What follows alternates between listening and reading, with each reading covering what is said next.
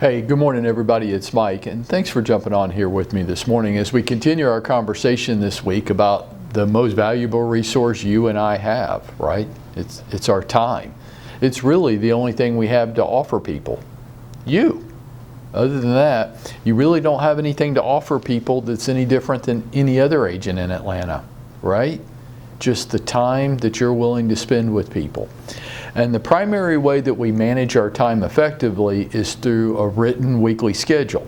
And I know many of you resist this. You continue to fight it. And that's a big part of your problem, is the most valuable resource you have, you're not managing correctly. So this week I'm trying to give you some tips on how to have, create, and use an effective weekly schedule so that you can honor all the different priorities that you have in your life. All your personal relationship, your family, your friends, you, your hobbies and interests, and this thing that you call your real estate business. How do we get all this in to a week in an effective way? Well, we've covered 7 tips so far. Let me run through them real fast. Accounting for all waking hours, number 1. Number 2, put your personal life into the schedule first each week. Number 3, do it in pencil or erasable ink because it's going to change as we go through the week. Number 4, take at least one full day off each week. If we work when we say we're working, this won't be hard. It'll become a lot easier. Number 5, be specific in your activities. How much and by when. Don't watch out for big broad categories like prospecting or phone calls or follow-up. What's that mean? Specifically, what are you going to be doing? What type of prospecting? What kind of phone calls? What type of follow-up activities during that time? And number 6, watch out for those middle of the day time sucks. Lunch meetings, other types of meetings like networking meetings that come right in the middle of the morning or the afternoon. They break up your momentum, they disrupt your entire schedule, and don't forget the law of opportunity cost. While that 2 o'clock activity you can say is valuable, how many other valuable activities are you not able to get done because of that middle of the afternoon interruption? Watch out for those. And number 7 that we've covered so far is, hey, you're a human, aren't you? Make sure that you schedule time for meals so that you eat, and you eat in an appropriate and healthy manner. None of that stuff grabbing it through the drive-thru on the way to running to another appointment. Allow for meal times. You'll eat better, you'll feel better, and you'll have much less stress. Now, going forward, here's my 8th tip for the week in creating an effective written weekly schedule. Make a list of the activities that you want to get accomplished on the side, and then plug each activity into a time area in your schedule. So let's just pick one of my favorites, like creating a new video.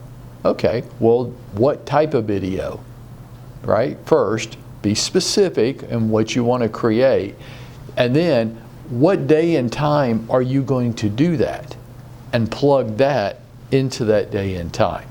Make a list of the activities as specifically as possible on the side. Now, each one of them plug into the day and time when you're going to complete that activity. Number 9 on my list for this week, beware of overly ambitious time blocks in your schedule.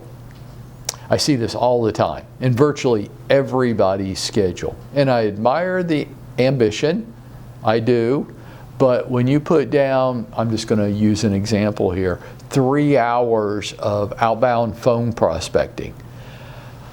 Oh, come on. Almost none of us have the stamina to do that.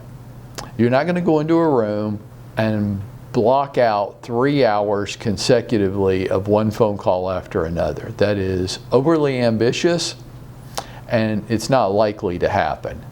You're likely to get distracted, to get worn out, to have life creep in. Break that up a little bit.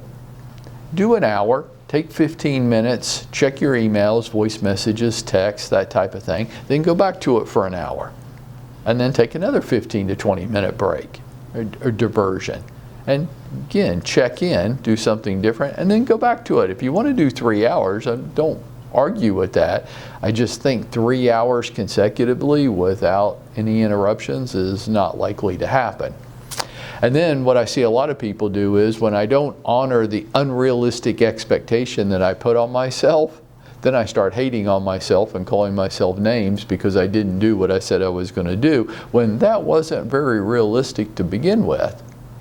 You know, my analogy for this is, let's say that I wanted to take up running as a hobby. Well, then I do. I want to take up running as a hobby because I want the exercise and that's what I want to do. So then I think tomorrow I'll just go out and run a marathon. How about, right, a little unrealistic.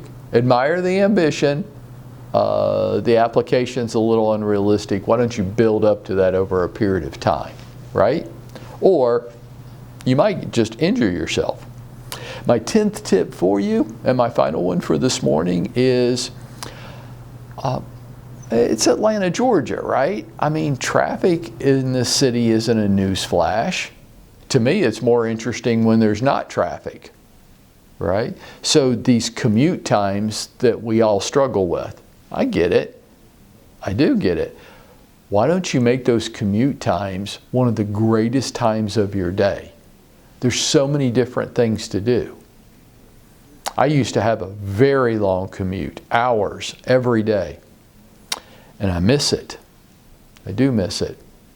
Why? I got so much done. I can listen to books, I can listen to podcasts, I can practice my role play and my dialogues and my talking points. I can practice while I'm in the car. I can touch base with people who I want to stay connected to. I could do all those things. And I hear people complain about their commute times all the time.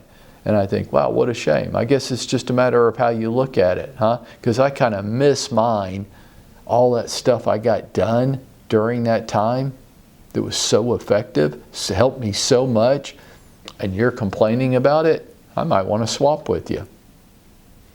These are some tips.